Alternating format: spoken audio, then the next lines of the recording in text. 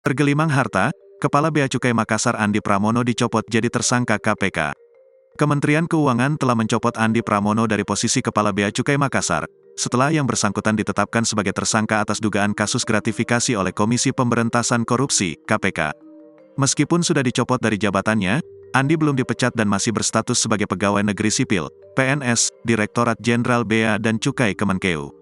Direktur Komunikasi dan Bimbingan Pengguna Jasa Ditjen Bea Cukai Nirwala Dwi Haryanto menjelaskan, saat ini Andi Pramono tengah menjalani dua proses hukum secara bersamaan, yakni proses hukum di KPK dan proses hukum administrasi kepegawaian. Adapun proses hukum administrasi kepegawaian dilakukan oleh tim pemeriksa yang dibentuk oleh Kemenkeu. Nirwala memastikan, tim pemeriksa akan menindaklanjuti kasus Andi Pramono sesuai dengan ketetapan hukum dan pengaturan mengenai kepegawaian ASN. Sebagai informasi, ketentuan terkait pemecatan PNS diatur dalam Undang-Undang Nomor 5 Tahun 2014 tentang Aparatur Sipil Negara, ASN, tepatnya pada pasal 87.